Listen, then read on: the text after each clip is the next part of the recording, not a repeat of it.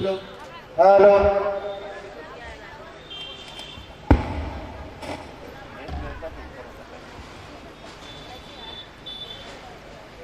चलिए, आप सबों के चरणों में प्रणाम है। भजन सुनने में बहुत मजा आता है ना? हमको भी लग रहा था अभी। अच्छा, ये बताइए कितना साल से भजन सुन रहे हैं और भजन कर रहे हैं हम लोग? हजारों साल से कर रहे होंगे। हाँ, तो हजारों साल से हम और आप भजन कर रहे हैं। क्या असर पड़ रहा है हमारे और आपके मन पर? थोड़ा सोचना तो पड़ेगा। सुनने में तो बढ़िया लगता है,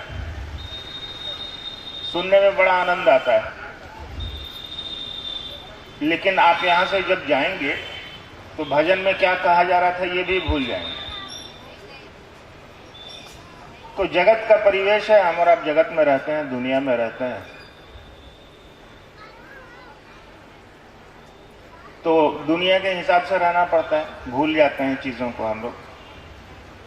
मैं बिल्कुल सीधे शब्दों में आपसे बात करूंगा, कोई कथा या प्रवचन यहां से होता नहीं, आप जानते हैं। और ये मुर्शिदाबाद है, पश्चिम बंगाल का जिला। पहली बार यहाँ कार्यक्रम हो रहा है। काफी बढ़िया लगा कि इतनी संख्या में आप अपने गुरु शिव की बात सुनने के लिए आए। हम लोग 2-3 बिंदु पर गौर करेंगे कि आज के परिवेश में, आज की इस दुनिया में जिसमें हम और आप रहते हैं, इतनी परेशानियों के बाद भी हम और आप सचेत नहीं हो रहे हैं। अभी तक परेशानी झेल रहे हैं, फिर भी हमको और आपको जो मन कर रहा है हम और आप वही कर रहे हैं। थोड़ा सा तो रुकना चाहिए हमको, आपको थोड़ा सा सोचना चाहिए जरूर। आप ही जरा सोचिए, धरती पर जानवर भी आते हैं, पैदा होते हैं, जानवर भी रहते हैं, और जानवर भी इस धरती से चले जाते हैं। मोनू बाबू भी इस धरती पर पैदा हुए हैं, इस धरती पर रहेंगे, इस धरती से चले जाएंगे। तो मोनू बाबू में और जानवर में क्या फर्क रहेगा? तुलसीदास जी रामायण में कहते हैं, धन भाग मानुष तन पावा, यानी आप ये जो मनुष्य का तन है ना, हमने बहुत अच्छा कुछ किया होगा आपने, तब जाके आपको ये मिला है। तो इसका तो उपयोग कीजिएगा ना, कि ऐसे ही जिंदगी बिता दीजिएगा। नमः शिवाय एगो बनारसी साड़ी आ जाए, नमः शिवाय एगो मोटरसाइकिल आ जाए, नमः शिवाय एगो बढ़िया जूता हो जाए, नमः शिवाय मेरे बेटा का नौकरी हो जाए। ठीक है, ये भी सही है। जगत में रहते हैं तो मांगना किससे मांगेंगे? महादेव से ना मांगेंगे भाई, सही है, इसमें भी कुछ गलत नहीं है। लेकिन क्या मांगना है इसकी तो जानकारी होनी चाहिए। अब हमारे आपके पास पैसा रहता है, हम और आप नया नया जूता चप्पल सैंडल खरीद लेते हैं। ये अपने भोग के लिए खरीदे, अपने फायदे के लिए खरीदे, अपने पांव में कांटा न गड़े इसके लिए खरीदे, अपने आराम के लिए न चप्पलवा खरीदे। लेकिन अब शिव चर्चा में बैठे हैं, याद में चप्पलवा आ रहा है, कोई चुरा तो नहीं लिया। अब देखिए, हम और आप चप्पल का इस्तेमाल नहीं कर रहे, चप्पलवे हमारा आपका इस्तेमाल कर रहा है। यानी भोग को हम लोग भोगते नहीं है, उसी में भुक्त हो जाते हैं, है ना। भर्तृहरि की पंक्ति को याद करिए, वो भी यही बोलते हैं कि भोग की चीज को हमारा भोगते नहीं है, उसी में भुक्त हो जाते हैं, उसी में घुस जाते हैं। तो कष्ट का यही कारण है। तो कष्टों से थोड़ा सा तो निजात पा लीजिए, परेशानियों से थोड़ा सा तो ऊपर चलिए। अब कब चलिएगा? अंतिम समय में हम और आप कर ही क्या लेंगे? जब शरीर लाचार हो जाएगा, जब डॉक्टर कह देगा कि कोई उपाय नहीं है, अब उसी का आशीर्वाद से आप बचिएगा, ऊपर वाले का आशीर्वाद से, तब क्या करिएगा? इतना अंतिम तक इंतजार क्यों कर रहे हैं? शिव को अपना गुरु बनाइए, शिव से बड़ा तो कोई गुरु है नहीं। जगत गुरु कहा जाता है, जगत गुरु नमस्तुभ्यम, यानी हे जगत गुरु तुमको प्रणाम। अच्छा, शाम में आपने देखा होगा, शाम में जब आसमान की तरफ देखिएगा ना, तो बहुत सारी चिड़िया सब झुंड बना के घर की तरफ लौटती है। नहीं, शाम में देखिएगा आसमान की तरफ ढेर सारी चिड़िया सब लौटती रहेगी, कहीं जाते रहेगी, आप देखिएगा। अच्छा, वो चिड़िया सबको कोई बताने जाता है कि शाम हो गया है, अब तुमको अपने बच्चा के लिए दाना नहीं मिलेगा, घर की तरफ लौट जाओ? कोई तो बोलने नहीं जाता उसको। वो खुद लौटने लगती है शाम में, अपने घोंसलों की तरफ जाने लगती है कि हमको अपने बच्चे के लिए अब खाना नहीं मिलेगा अंधेरा में, चलो वापस चलते हैं अपने घोंसले की तरफ। हम और आप चलने को तैयार है नहीं है। हम और आप कभी उस शिव, उस ईश्वर की तरफ जाने का मन ही नहीं कर रहा है हमारा आपका। और कहीं जाना थोड़ी है, मन जाता है, शरीर तो जाएगा नहीं। आवाज कम ही रखो, कोई दिक्कत नहीं। तो मन जाएगा ना उस शिव की तरफ, शरीर तो जाएगा नहीं। मन में ये सोचना है, जैसे आपने दुनिया में सारे रिश्ते बना रखे हैं, कोई आपका पति है, माँ है, बहन है, भाई है, बच्चे हैं, सारा रिश्ता मन बनाता है। कपड़े रिश्ता नहीं बनाते, दुनिया की कोई चीज रिश्ता नहीं बना सकती सिवाय मन के। मन को ही कुछ बढ़िया लगता है, मन को ही कुछ अच्छा लगता है, मन ही दोस्ती करता है, मन ही दुश्मनी करता है, सारे रिश्ते मन बनाता है।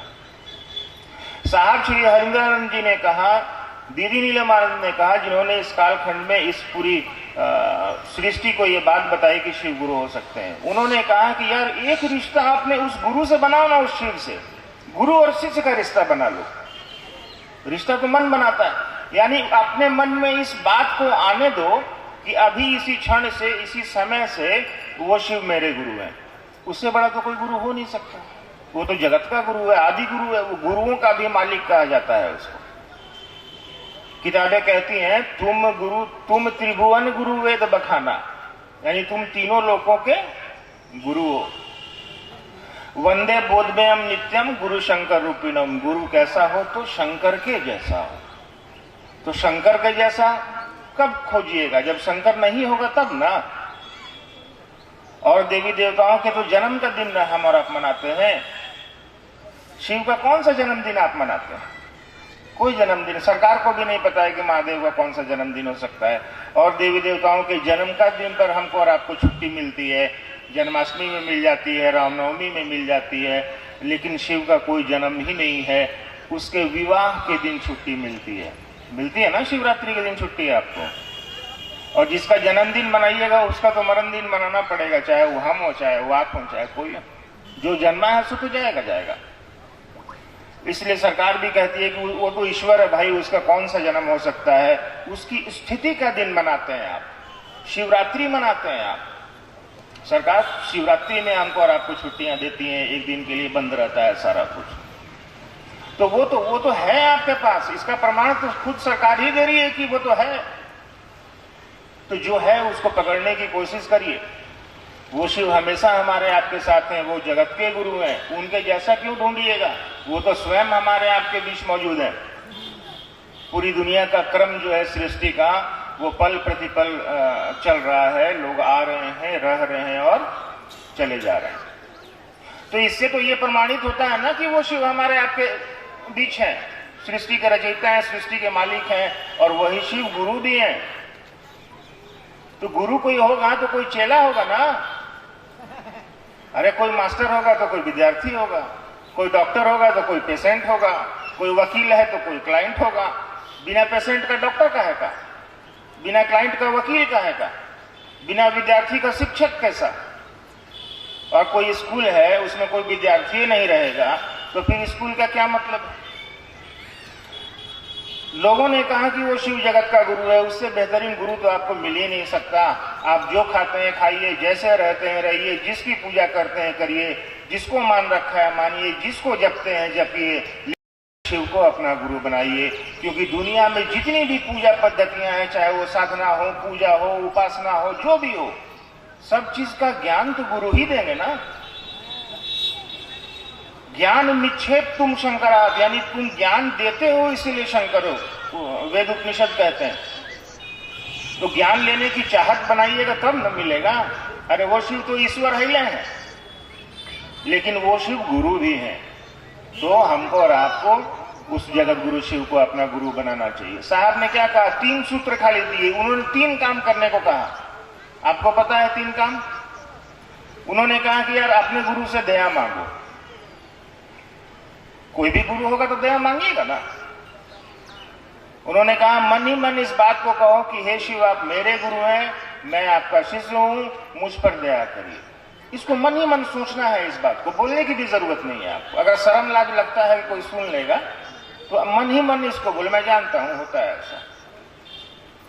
बहुत लोग चर्चा नहीं करते हैं कि लोग सोचेगा कि देखिए इसको पागल हो गया है। तो खैर, पहले सूत्र में आपने गुरु शिव से दया मांगी मन ही मन कि हे शिव, आप जब भी परेशानी में पड़िए या कभी भी आपको याद आ जाए कि शिव मेरे गुरु हैं, आप इस बात को मन ही मन सोचिए कि हे शिव, आप मेरे गुरु हैं, मैं आपका शिष्य हूं, मुझ पर दया नहीं करिएगा। उन्होंने पहले सूत्र में कहा कि दया मांगो। उन्होंने दूसरे सूत्र में कहा कि अपने गुरु शिव की चर्चा करो, लोगों को अपने गुरु शिव से जोड़ो। कोई अच्छी चीज है तो उसको बांटोगे ना, बांटने से चीजें बढ़ती हैं। पूरी दुनिया के एक एक व्यक्ति को अधिकार है कि वो शिव को अपना गुरु बना सकता है, वो जगत का गुरु है। तो हमारा आपका काम है पूरी दुनिया के एक एक आदमी को बताना कि भैया आप उस महादेव को गुरु मान सकते हैं, मानना न मानना उसका काम है। इतना तो किया जा सकता है। तीसरे सूत्र में उन्होंने कहा कि अपने गुरु शिव को प्रणाम करो। कोई भी गुरु होगा, जैसे हम और आपको अपने संसारिक रिश्तों में प्रणाम करते हैं, कोई भी भेटा जाता है उसको प्रणाम करते हैं, तो गुरुए को प्रणाम नहीं करिएगा। उन्होंने कहा कि अपने गुरु को प्रणाम करो तो, और नमः शिवाय से प्रणाम करो। नमः शिवाय मतलब शिव को प्रणाम, शाब्दिक अर्थ उसका वही होता है, यानी शिव को प्रणाम करो। 3 काम उन्होंने दिया, कहा उन्होंने चलते फिरते जब तुमको याद आ जाए तब ये 3 काम को करो।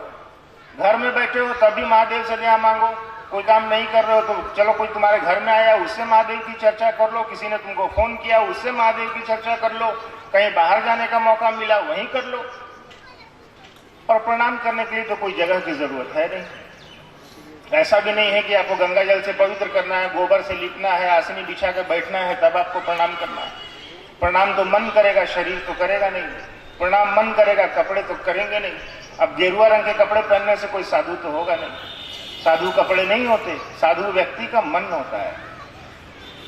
तो मन से अपने गुरु शिव से रिश्ता जोड़ने की कोशिश करिए। चलिए, आपने कुछ प्रश्न भेजे होंगे अगर यहाँ मंच तक, तो हम लोग उसका उत्तर ढूंढने की कोशिश करते हैं।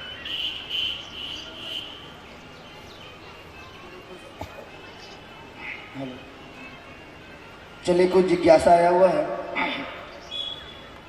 शिव पूजा और शिव चर्चा में क्या अंतर है? देखिए, शिव पूजा और शिव चर्चा में क्या अंतर है। पूजा में क्या करते हैं हम और आप?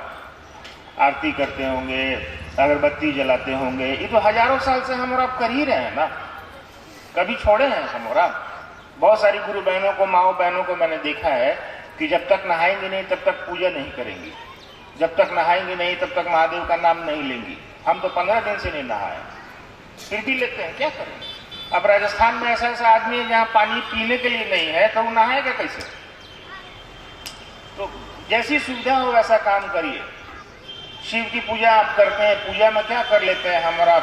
ए सरकार, ए महादेव, आप बहुत दयालु हैं, हमको फलना चीज दे दीजिए, आप बहुत दयालु हैं, हमको ये दे दीजिए, आप करुणा के अवतार हैं, जो भी आपको प्रशंसा करते हैं आप उनकी। साहब ने कहा कि यार तुम पूजा करते हो, करो, कोई दिक्कत नहीं है। पूजा उस ईश्वर से या इष्ट से या देवता से या किसी की भी आप पूजा करते हो, पूजा प्रेम है, पूजा मांग नहीं है। जिस मांग की बुनियाद में ही आपका डिमांड, आपका मांग हो, जिस प्रार्थना की बुनियाद में ही आपकी मांग छिपी हुई हो, वो प्रार्थना, पूजा, उपासना कभी हो ही नहीं सकती। पूजा तो विशुद्ध प्रेम है, भक्ति विशुद्ध प्रेम है, आप जिससे भी करते हो। अरे भाई साहब, आप अपने बच्चे से प्रेम करते हैं तो उससे कुछ मांगिएगा कि उसको अपना चीज दीजिएगा। यानी मेरे सुख सब तेरे और तेरे दुख सब मेरे। आपके पास क्या तकलीफ हो आप मुझे दे दीजिए, हमारे पास जो सुख है वो आप ले लीजिए। प्रेम तो इसी को कहते हैं, पूजा तो इसी को कहते हैं। लेकिन फिर भी चलिए, हम और आप कर लेते हैं, ज्ञान नहीं है, थोड़ी समझ नहीं है हमारे आपके पास, इसलिए मैंने कहा कि किसी की भी पूजा करिए लेकिन उस शिव को अपना गुरु बनाइए, ताकि आपको उसकी पूजा कैसे करनी है इस बात की समझ में पैदा हो जाएगी। बजरंगबली की चालीसा पढ़ते तो जरूर है हम लोग, श्री गुरु चरण सरोज, पहली पंक्ति पढ़ते हैं लेकिन उसको समझते नहीं है, रट्टा मारते जाते हैं। पहली पंक्ति कह रही है श्री गुरु चरण सरोज, यानी ऐसे गुरु के चरणों का ध्यान करो जो स्वयं श्री हो, ईश्वर हो, शिव हो। वो तो पहला लाइन उसका बोल रहा है और आपने शिव को गुरु बने नहीं किया, तो उसको कोई तोता की तरफ पढ़ने का क्या फायदा? हम लोग पढ़ते सब हैं, समझते कुछ नहीं है। तो थोड़ा समझ की भी जरूरत है, ज्ञान की आवश्यकता है हमको आपको थोड़ी। पूजा करते हैं, कर लीजिए, कोई दिक्कत नहीं है। साहब ने कहा, साहब श्री हरिनानंद जी ने कहा कि आप पूजा करिए ना, आपको कौन रोक रहा है, लेकिन आप अपने गुरु शिव की चर्चा भी करिए। समझाते समझाते आपका भी मन इस बात को समझेगा कि शिव बड़े कमाल के गुरु हैं। तो किसी को खुद समझने के लिए तो दूसरे को समझाना पड़ेगा ना। अब एक पिता के दो बच्चे हैं, एक जो बच्चा है उनका अपने पिताजी को बोल रहा है, पिताजी आप बहुत अच्छे हैं, पिताजी आप बहुत दयालु हैं, पिताजी आपके जैसा आदमी तो हम दुनिया में देखते नहीं किए। एक उनका बचवा है जो पूरा मुर्शिदाबाद में घूम के अपने पिताजी का बड़ाई करता है कि हमारे पिताजी तो बड़े अच्छे हैं, कभी मिलना उनसे तुमको मालूम चलेगा। अब पिताजी से पूछिए कि दोनों बचवा में से उनको कौन बढ़िया लगता है? पिताजी कहेंगे अरे यार हम क्या है नहीं है, तुम हमको मुंह पे क्या बता रहा है, हमको तो मालूम है, जाओ लोग को बताएगा ना। चलिए लोगों को बताते हैं कि हमारे आपके बाबा जिसको वर्षों से हम और आप चंदा मामा सबके मामा और शिव घर घर के बाबा, यही ना बोलती हैं माएँ, यही ना कहावतें कहती हैं, शिव घर घर के बाबा हैं। आज भी हमारे यहाँ शादियों में, हमारे यहाँ अच्छे कामों में आज भी शिव के ही गीत गाए जाते हैं, आज भी भगवती के ही गीत गाए जाते हैं। तो वो तो हमारे घर के अंदर तक है, लेकिन हमारा और आपका ही पता नहीं है। वो शिव सबका है, लेकिन क्या मेरा है? इस बात पर जरूर जोर दीजिए और लोगों को अपने गुरु शिव से जोड़ने की कोशिश कीजिए। विशेष कोई अंतर नहीं है, लेकिन आपको शिव चर्चा करनी चाहिए, लोगों को अपने गुरु शिव से जोड़ना चाहिए।